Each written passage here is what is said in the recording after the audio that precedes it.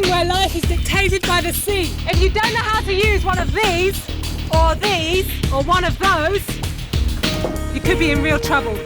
I'm following in the wake of ancient warriors and brave explorers. I'm testing my survival skills on a desert island where no one has ever lived. I'm pretty much as remote as you can get on planet Earth, trekking through the heart of the South Pacific. These are the Cook Islands! Also in this Globetrekker special, Matt Young struggles with the mud and elements along Papua New Guinea's infamous Kokoda Trail. All we can do is laugh. Oh, God.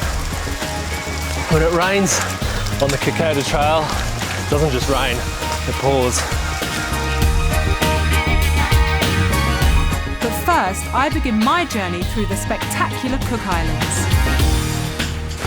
In the South Pacific, 3,500 kilometres northeast of New Zealand, the Cook Islands comprise 15 coral atolls and volcanic islands. I'm visiting 4 of them. My adventure starts with a trek across mountainous Rarotonga. Then I fly to the island of Attu, where Captain Cook landed in 1777. Hitching a ride in a voyaging canoe to Mitiaro, I finally head to the uninhabited island of Takatea to test my castaway survival skills.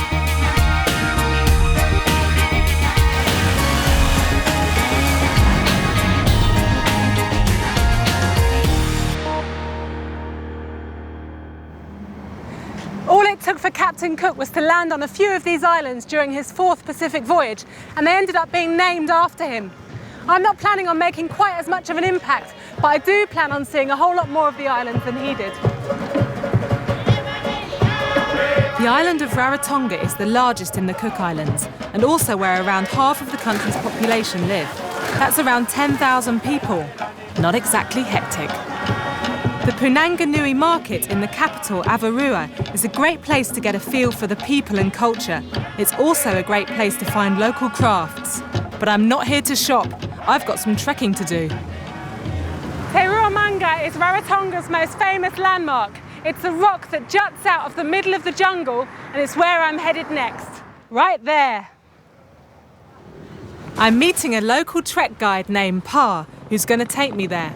I'm told he's quite a unique character. Hi, are you Zoe? I am. Nice day for a hike. I'm Paul. Welcome to the jungle. Rarotonga measures 32 kilometres in circumference, and there's a circular road following the coastline, so it's not difficult to get around. Although known for its beautiful beaches, 70% of Rarotonga's surface is mountainous and covered in almost pristine native forest. This is where we're going to enter the jungle. Just you and I with the nature. All right, yeah. Okay, welcome, sorry. Thank you. From Avarua, it's a steep hike along an ancient pathway to the historic ceremonial site of Te Ruamanga, where legend has it that the faces of gods were once carved into the rock face. How many times have you done this walk? Well, sorry, I've been on this walk 3,259 times today. Oh my gosh. More than 20 years. More than 20 years of coming up this path. You must know every single footstep. I don't follow footsteps. I follow the spirit. Okay. And I never wear shoes. As it starts to rain, curiosity gets the better of me, and I ask Pa about his lack of footwear. Doesn't it hurt when you walk bare feet? Sorry, while I'm doing this, I'm healing Mother Earth. You like to walk like Pa? Always eager for a true local experience, I decide to give it a go. Yeah, careful there, sorry. Almost immediately, I realise that may have been a stupid idea.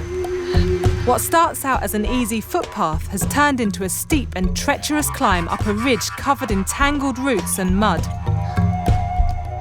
Despite my best intentions to help Pa heal Mother Earth, By the time he tells me we're nearing the top, my feet are telling me they're not happy at all. Mother Earth can certainly use all the help she can get, but this trail calls for good solid boots. You know what, Pa? I think I'm going to have to put my shoes back on. Oh.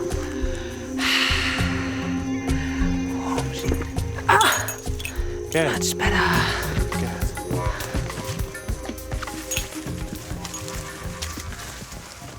Oh, look at that. You see all the profile of the idols that still remain on the rocks Yeah. from the ancient time. The female goddess and the male god on there, on the other side. Beautiful, beautiful. Yes. Let's get up there. Gosh, it almost makes you dizzy looking up at it. It's so steep. It's kind of perched on top, isn't it? Yeah. At 413 metres, Teruya Manga is an impressive sight. Pa tells me it was used as a site for ancient ceremonies until the arrival of the missionaries in the 1820s. Before they went back to England, they told the people to destroy all the idols they used to worship. Oh. So this has even more significance now because it's still left Yes. remaining.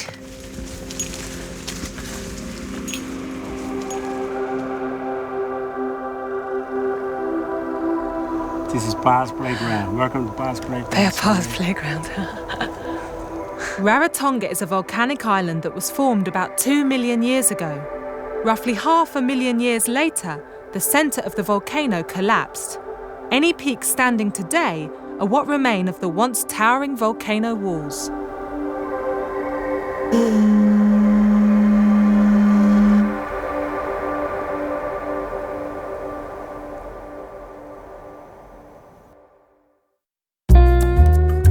It's the second day of my trek and I'm back in the capital, Avarua. There's a real buzz in town today as it's the day of the Mire Terai, an annual festival that celebrates local culture and skill. This year they're carving canoes. Canoe carving is a craft that goes back many hundreds of years in the Cooks. Islanders have always been dependent on the ocean, not only for food, but also for travel. Master carvers had to ensure that the canoe would be able to withstand long-distance ocean journeys, and also that every step of the process adhered to strict spiritual guidelines. Hello. I meet up with local artist and master carver Mike Tavioni. I would say the canoe is the mother of a Polynesian community. It's a way of life for me because it has sustained our people for hundreds of years. Okay, so you want to give a hand? Try that? Sure thing. I'll take off my bag. Oh, with that? Yeah.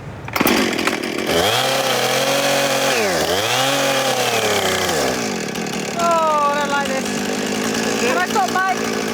Oh, Mike! I don't like this thing. No. You're okay. I want to use the chisel.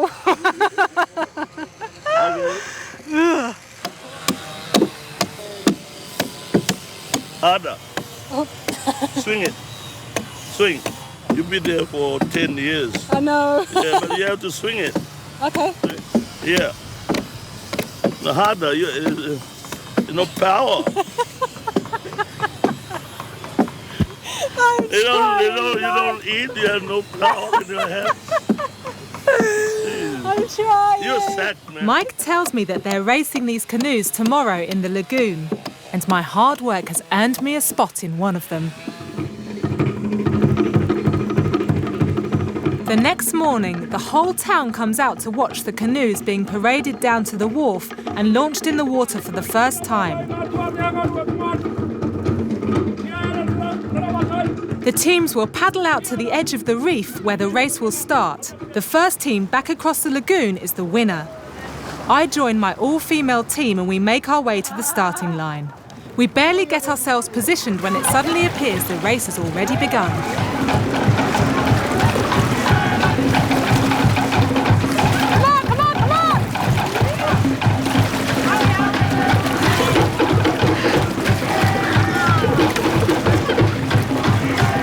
We weren't last. Well, maybe we were. In the end, it's evident that this race, this entire festival, is about having fun celebrating the ancient ways. I'm not sure if they've even identified a winner, but it doesn't seem to matter to anyone. That was great. We didn't lose, we didn't fall in.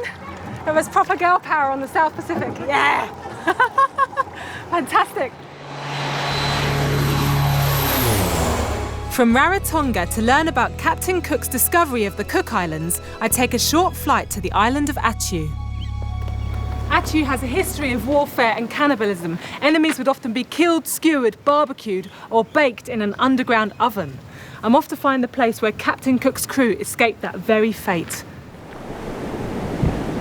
It was on these shores that Captain Cook's vessel landed on the 3rd of April 1777, desperate for food and water. They had already stopped at Mangaia, an island further south, and had received a frosty welcome. Here on Attu, Cook remained aboard whilst 3 of his men and his Tahitian interpreter went ashore. I meet up with local historian Man Anuya to find out what happened. How are you? Good, how are you? Not too bad, man. Captain Cook's men were surrounded by the islanders who had never seen white people before, but everything seemed fairly friendly. It was only when the Tahitian interpreter, who had seen cannibalism practices on other islands, noticed a big fire being set up that he began to worry. The Tahitian guy ventured to ask what it was, what the fire was. And the chief laughed. Everybody laughed. So he started talking about the power of the English. And he was saying to them that if by sundown that they do not go back on board, that those 2 ships have got enough guns to destroy the whole island. They released them. They said that you can go with, of course, blessings that they can come back and the island will help them gather the food. So all in all, it turned out to be a pretty amicable departure. Yeah. Yeah. Yes.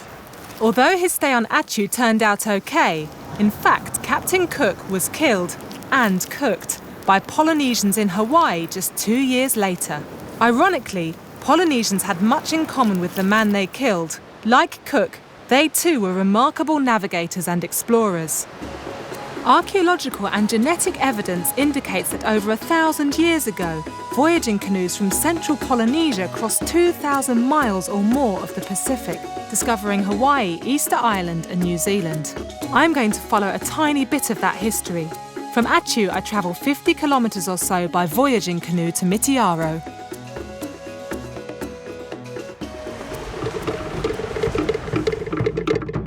The canoe I'm travelling in, the Te Awa Tonga, is the only traditional voyaging canoe existing today in the Cook Islands.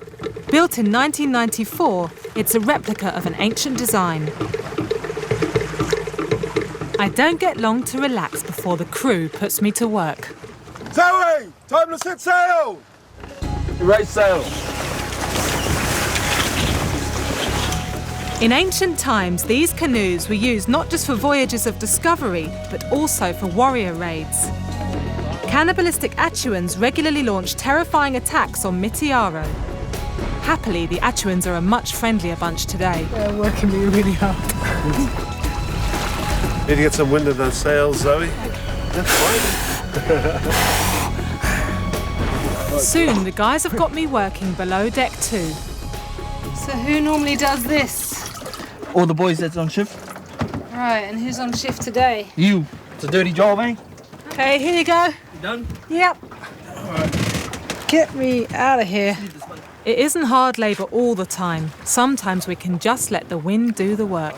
Hey, Zoe, Yeah? come over here, try some of this raw fish.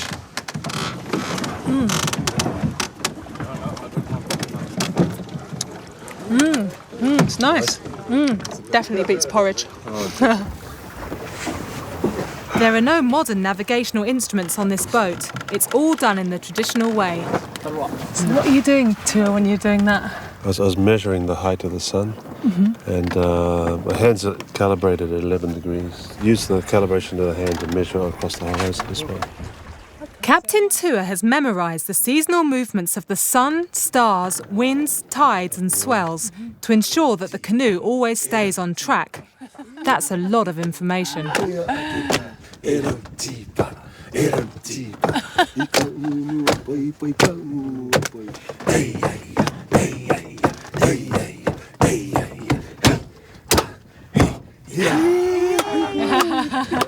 Just as I'm getting into the rhythm of things, the captain tells me there's one more job he needs me to do. A rope has snagged at the top of the mast, and I have to go up and get it free. Yeah. Whoa! Whoa! Whoa! Oh my gosh! See? Don't worry, we got the bottom. See? See? Oh, okay. Okay, you got it? Yep. Okay.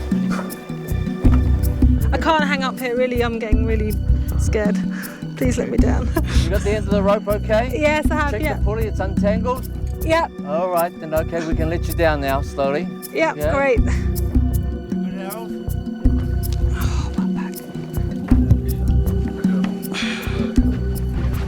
Hey! Thanks, guys. Safely back on deck, I think I deserve a swim. Who's coming in? Oh, we ain't coming in there, the sharks. Sharks?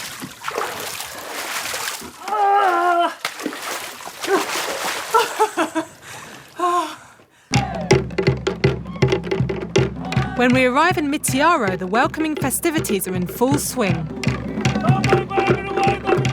Centuries ago, the islanders would have been on a war footing as soon as an Achuan canoe was spotted.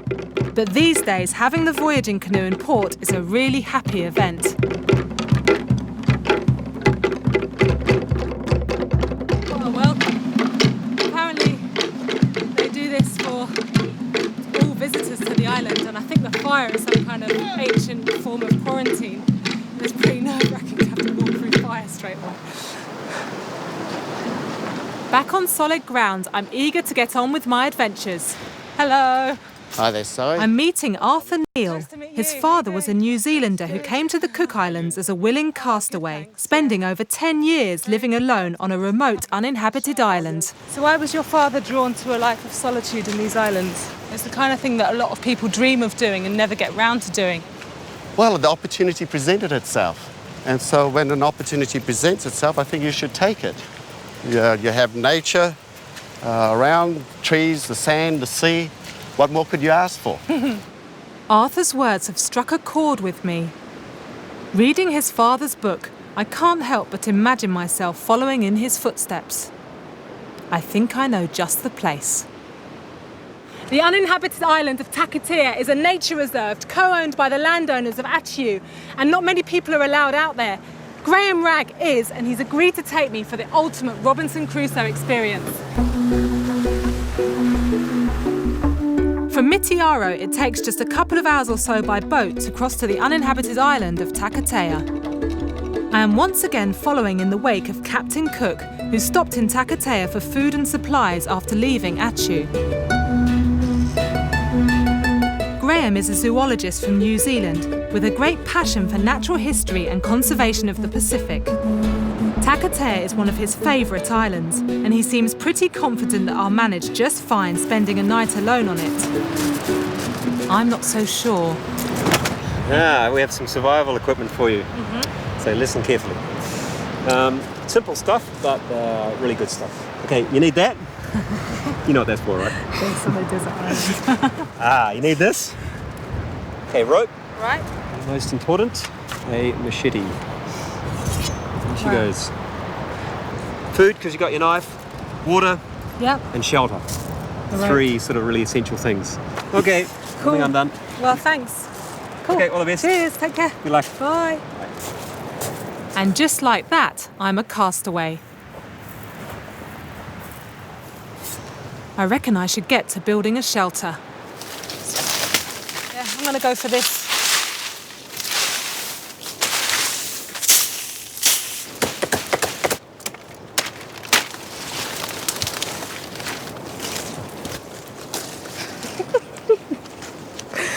What a raggle-taggle affair this is turning out to be.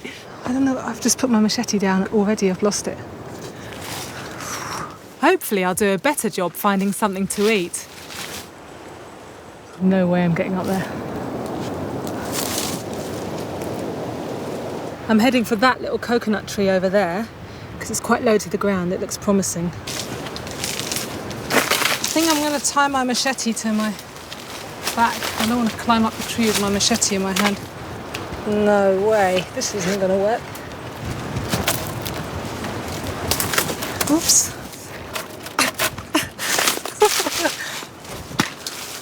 Right, that is the way to do this, I reckon. Oh. Shit. Right, next level. Make a little swinging weapon. Oh, where's the machete gone?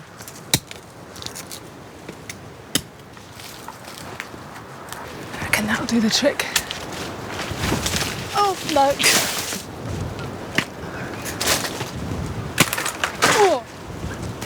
Oh, come on. Oh, this isn't working.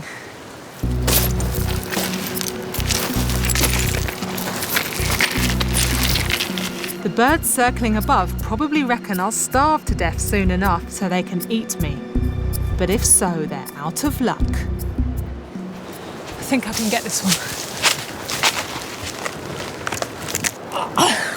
Yes, mission successful. Coconut number 1. Here we go. Sorry, my feathered friends, tonight I dine alone. Yeah.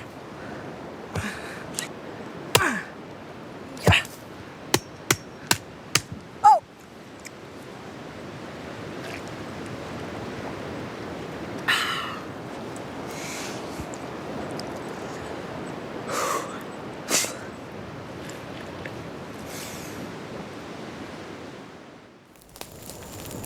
It's been a long day and I'm exhausted, but after all, I am only here for one night. I think I'm going to go and check out the nightlife of this place, see what's going on out there.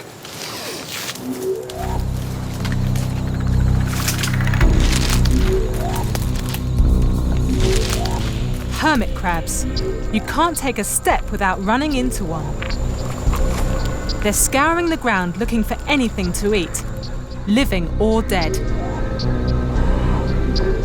I venture out onto the reef, where I suddenly get the feeling I'm being watched. Looking like some sort of crazy alien robot in the light of my torch, this rock lobster is as spooked as I am.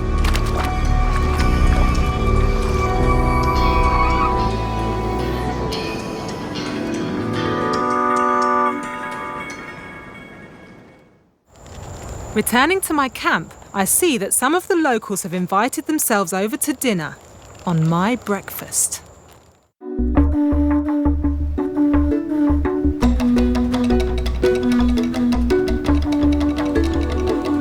That was one hell of a night. I kept on dreaming about hermit crabs and things biting my toes.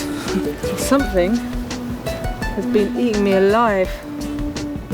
To be honest, I can't wait to see Graham again. So this is what the world was like before the impact of us humans. Plants and animals thrive in peace, and there are far fewer reasons for us to be afraid of each other. I wonder if this is what my Rarotonga mountain guide Pa has in mind, trying to heal Mother Earth by trekking barefoot. I guess the days of humans and nature coexisting in true harmony are pretty much gone on most of the planet. I'm so glad I got to experience one of the few untouched places we have left. Here he is. Hi, Graham. How are you? I'm glad to see you. Oh, yeah. Cast away for a day, yeah? Yep. Fun. Felt like You're alive? That's yeah, good. Just about. That's the main one. Oh, wow. There it is. I have to say I've got mixed feelings about leaving Takatea, but I'm certainly looking forward to a home-cooked meal. It's hard to believe that way out in the middle of the ocean, there's a tiny cluster of islands with so much to offer. Wonderful people, rich history, and life-changing adventures. If Captain Cook had known just how much there was to explore here, he might have stayed for longer. I'm so glad I did.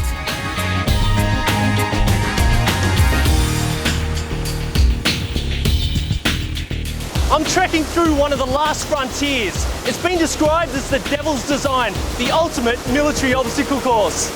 It's a torturous climb, up steep jungle ascents, through slippery mud and tangled roots. I'm tracing the path of one of the most significant battles in Australia's war history. I'm in Papua New Guinea and I'm trekking the infamous Kokoda Track.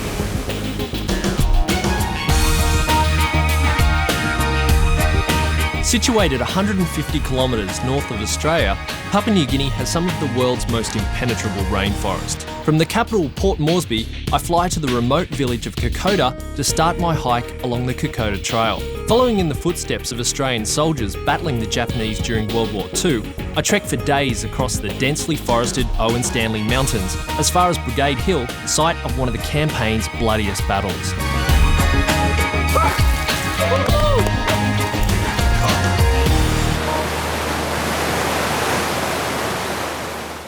I've just arrived in Port Moresby, Papua New Guinea's capital. Now, there's not a lot to see or do here, but it is a good place to get a feel for the country. Back in World War II, after the Japanese bombed Pearl Harbor, Port Moresby was of great strategic importance. Its capture by the Japanese could have put Australia next in the firing line. The war that was fought here in Papua New Guinea has a lot of meaning to me, not only because I'm Australian, but also because my grandfather was here working with the Australian forces. So I'm about to embark on a journey where I follow in the footsteps of a small band of Australian soldiers as they try to ward off an advancing Japanese army. Nicky George, a World War II enthusiast, is going to be my guide for the extremely challenging trek along the Kokoda Trail. Good morning. Hi. Thanks, how you going?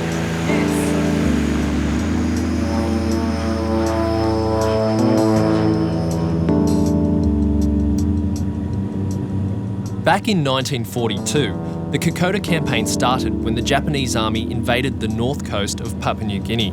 Landing at Gona and Boona, hoping to use the Kokoda Trail to capture Port Moresby, the Japanese advanced as far as Kokoda within a week. After a fierce battle, the Australian defenders retreated towards Port Moresby with the Japanese in hot pursuit. We arrive at Kokoda Airfield to a colourful welcome. Back in 1942, the airstrip here was of great strategic significance. The Australians trying to defend it, though, were vastly outnumbered by the Japanese attackers, and so had no option but to make a fighting retreat along the Kokoda Trail. As we follow the route they took along the trail, we're being helped by a group of local porters. Right, we're just about ready to head off on the trek. We've got our porters, got everyone here to help us. It's really humid here already. I'm already sweating and haven't even started the trek, so I think I've got a big adventure ahead of me. From Kokoda, at 350 metres high, the first day of the trek takes us up past Cavello to camp overnight at Hoi. The Kokoda Trail is centuries old and has traditionally been used by locals to travel between their villages and to move from the mountains to the coast. Today, apart from flying, hiking the trail is still the only connection between the villages along the Owen Stanley Range. Oi. Hey, how you going? How you doing? Fine, thank you. I'm Matt. I'm John. Nice to meet you, John. Angela. Angela, nice to meet you. How you going? So you guys are locals here? Yes. Where are you from? We actually are from Kokoda. Kokoda? Yeah. So you're on your way back to Kokoda now? Yeah, and where have you been? We've been into the city, Port Moresby. So you use the track as a way to get to and from places? From. How long would it take you to walk from Moresby to Kokoda? Well, we're carrying a lot of cargo. It would take us probably 5 days. 5 days. Yeah.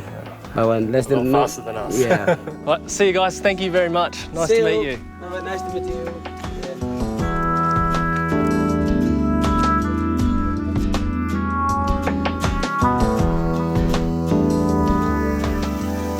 This village has grown quite a lot in the last 5 years.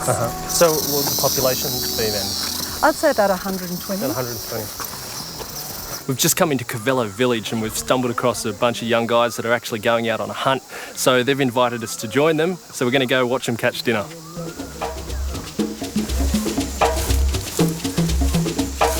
The guys normally hunt in groups or just on their own? They go together. In this part of the world, hunting is men's business. So while Nikki stays behind, I join the village men trying to chase down a wild boar. So what are these? Okay, this is the pig tracks. It's the pig tracks there. This is fresh. Very fresh, yeah. This is very fresh. Okay, that's why they went running through that way. That's right, that's right. Yeah.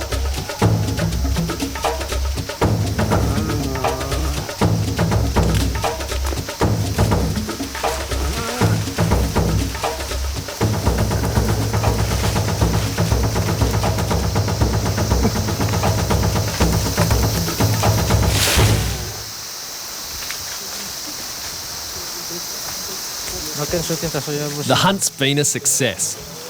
It looks like we're going to have a real feast tonight.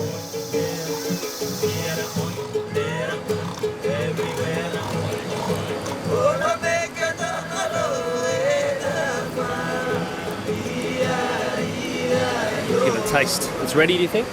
Yep. Yeah, it's ready.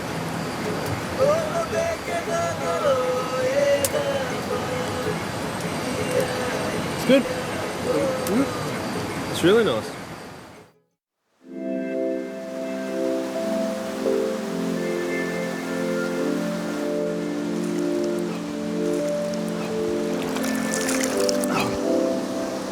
Well, I've survived the first night. There's nothing better than waking up in the morning and experiencing life as locals do. Today we get an early start to beat the worst of the day's heat. From Hoi Village on day 2 of the trek, we'll be hiking for around 8 hours, climbing up nearly 800 metres past the site of a major battle at Izarava to our overnight stop at Alola Village. The first hour of the trail is really steep and the heat is rising. Oh, jeez, this is intense. The humidity's at about 90% at the moment and there's mud everywhere. It's extremely slippery. We're only about halfway up the hill.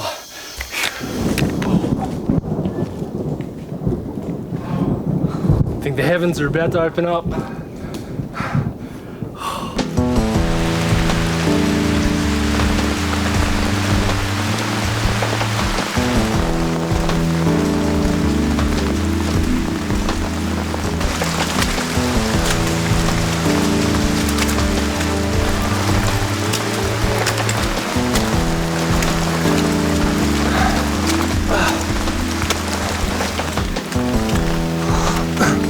It's been raining for the last couple of hours.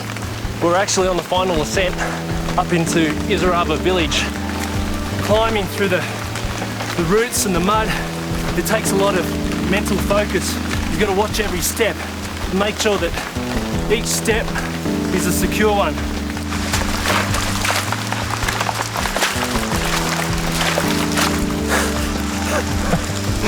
All we can do is laugh. Oh God.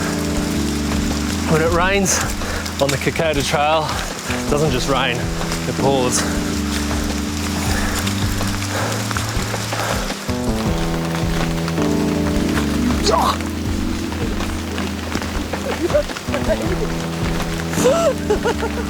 Oh, saturated.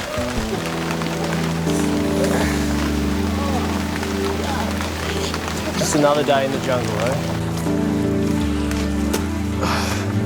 Nearly done it. We're at the top.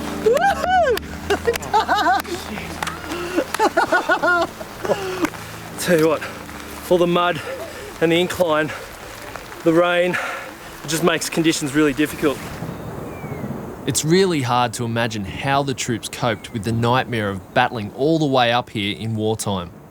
Back in 1942, the Australians chose the high ground here at Izarava to try to hold back the pursuing Japanese. But the Japanese attacked in overwhelming numbers. The Japanese were all over the place. They were up on that ridge up there. They were coming through that valley. They were going over this back ridge behind us. And they were coming up that gorge. The outnumbered Australians initially managed to hold back the Japanese. But after several days of terrible fighting, they were forced to retreat.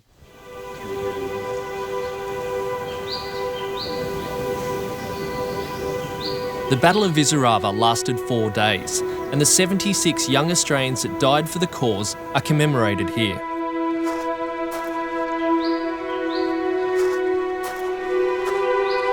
It must have been absolutely terrifying for the Australian troops knowing that Japanese soldiers were storming up on either side of the valley and surrounding them.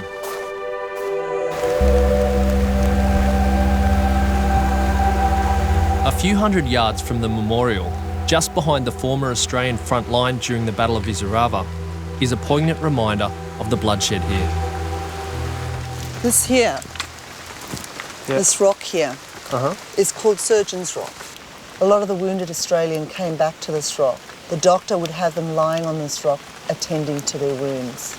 It really does look like a surgery table. These flowers on the leaves are always here.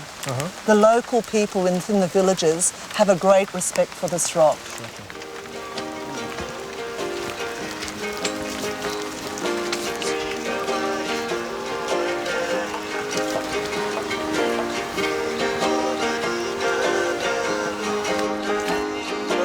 This is where we're staying, Alola.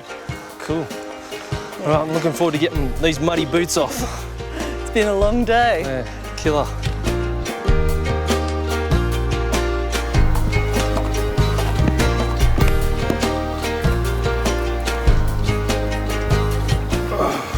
It's been a hard day in the mud. But you can't complain when you got a view like that, eh? And with that, When you're trekking all day in the mud, you inevitably get wet feet, and with that comes grandpa feet, or prune feet. It's all part of the fun, trekking the Kokoda Track. As the day draws to an end, I join the porters in a game of darts, jungle style. Hard? Yeah? Fast? Right.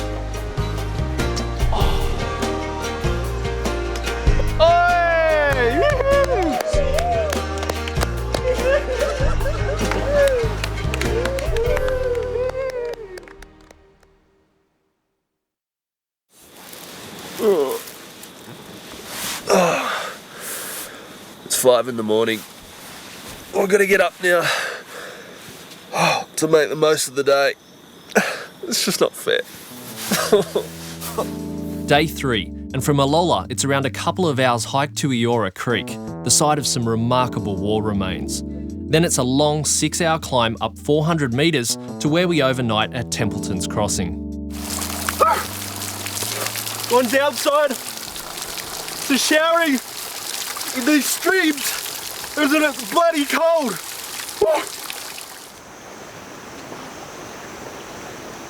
Be careful, you're going to fall.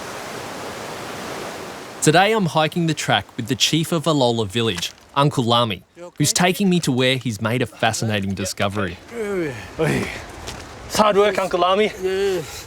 I'll meet up with Nikki and the rest of the guys at camp in the evening.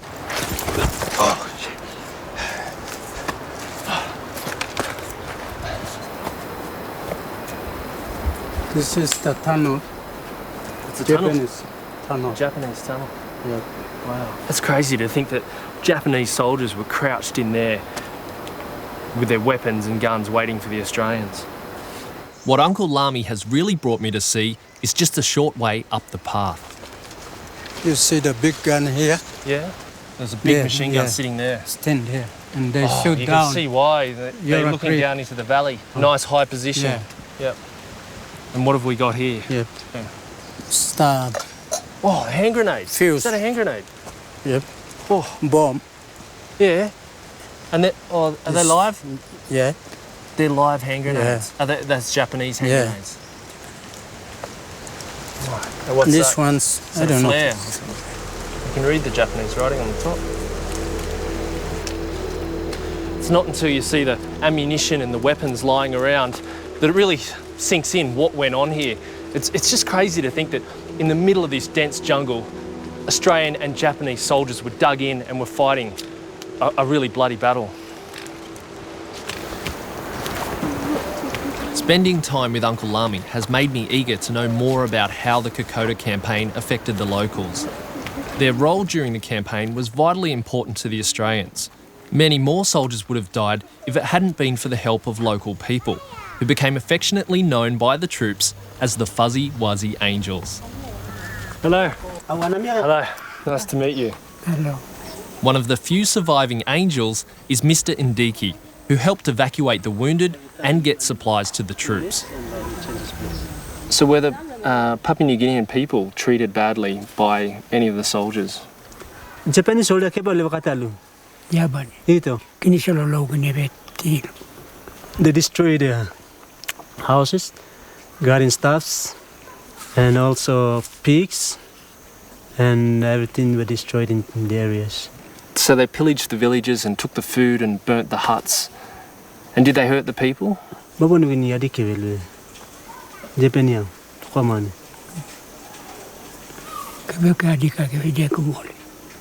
Yeah. I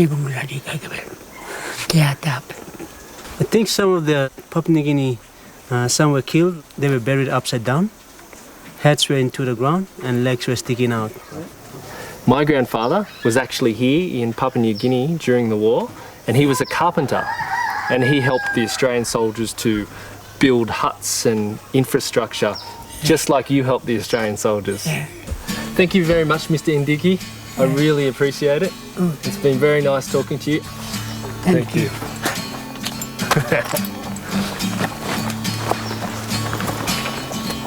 Goodbye. Just when you think you're home and hosed for the day and you're done with all the mud and slush, another obstacle always presents itself. After a long day's walk, my legs are really beginning to feel it. But help is at hand. Arriving back at camp, it turns out the porters have an unusual local remedy for muscle ache. What are you doing, Clarenson? Painkiller. It's a painkiller? Yep. So you've got a sore muscle there, Yeah. and you're trying to hit it with the stinging now? Yeah. Wow. It's the local bush medicine. It doesn't look comfortable. You should try it. Oh, it's not too bad. It stings. It's like a little electric shocks. Okay, just wait. Oh! It's bloody itchy. That's just, you fooled me. I didn't think it was that bad. I couldn't see any rash on his leg. I was like, yeah, I'll do it. One of the dumbest things I've ever done.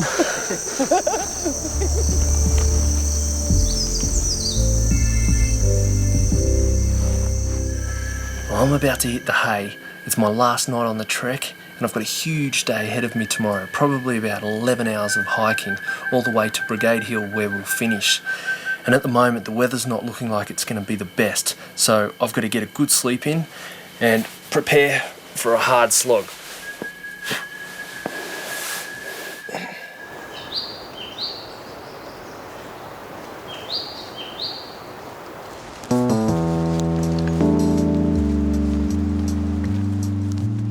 On our last day, from Templeton's Crossing, we hike over the trail's highest point. Heading past war remains at Propeller Junction, we descend to a Japanese war memorial at Afogi before finally ending up at Brigade Hill.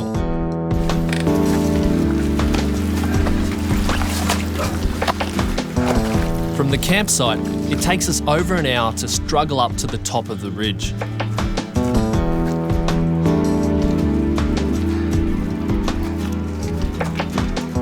That's the top. Is it? It's got a lookout as a reward. Oh. So we've done it.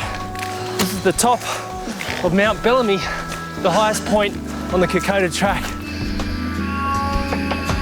A few kilometres further on, at the bottom of the hill, we arrive at what's been nicknamed Propeller Junction. So what's this here? This is a crater that was created by a Mitchell 25 bomber coming in, hitting the tops of the trees, and its impact made this hole. It's a huge crater. It left from Port Moresby. It was last seen through the clouds by its squadron and then never seen again. Yeah. There were 8 on board. Yeah, and they all died. And they all died. And over here, there's one part of a bomb that has exploded, but not quite. and you can see all the gunpowder in it. Yeah. Ooh. And that's a live one, is it? Yeah, that's a 500-pounder. Wow, that's huge. It's amazing to think there's an unexploded bomb lying here. Almost anywhere else in the world, it would surely have been removed by now.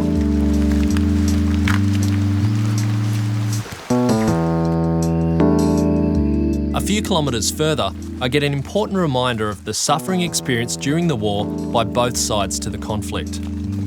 On the final approach to Brigade Hill, we arrive at a memorial in Afogi village. Just over here, there's a Japanese war monument. It was placed here by Koshi Nishimura. Okay. He was a commander in the Japanese force, and he promised his men that he would come back to Papua New Guinea and take them home if they fell. He was known as the bone collector throughout PNG. And how many men did he have to exhume?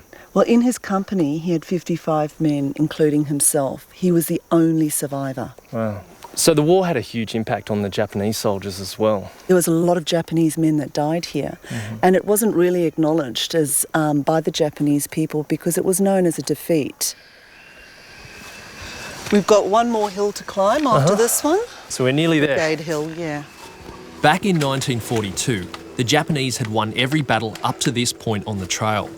Soon the Kokoda campaign would turn out to be the first defeat on land for the Japanese in the Pacific. But at Brigade Hill, the only thing the greatly outnumbered Australians could do was ambush, delay, and frustrate the enemy as best they could.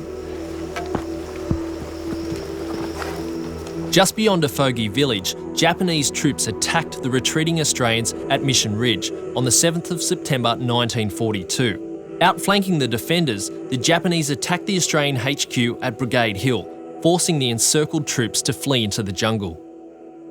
The Japanese ended up coming up through the valley below. As they were attacking, the Australian troops tried to get down to their brigade headquarters and were being collected by the Japanese machine gun. So was this the turning point in the battle? When the Japanese were able to outflank the Australians had nowhere else to go but down into the dense jungle, into the swampland, and try to get back to Port Moresby. The Japanese breakthrough meant that Port Moresby was now in their sights. But on the very same day as the seemingly decisive battle, Australian reinforcements at last arrived in Port Moresby. The fresh troops fought the Japanese all the way back along the Kokoda Trail to the north coast, until their final defeat 4 months later. For me, thankfully, with just one more push to the top of Brigade Hill, I finally reached the end of my own battle along the Kokoda Trail. We've done it. We're here. Top. We're here. Oh, congratulations. Excellent. Well Thank done. you. Oh, it's been hard work. I can't believe I finally made it to the top of Brigade Hill. It's crazy to think that all those soldiers were hiking and trekking through the jungle and over the mountains and hills to get to this point, the site of another big battle. Crazy.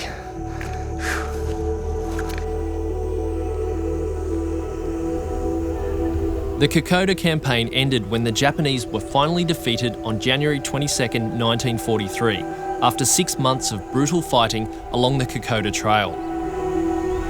More than 2,000 Australians were killed, and of the nearly 20,000 Japanese troops that fought here, it's estimated that 13,000 lost their lives.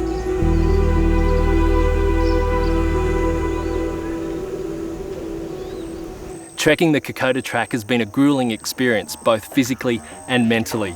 And just like the Australian soldiers during the Kokoda campaign, I couldn't have done it without the help of the locals. Jam-packed full of war history, local culture and spectacular scenery. This truly is a fulfilling experience.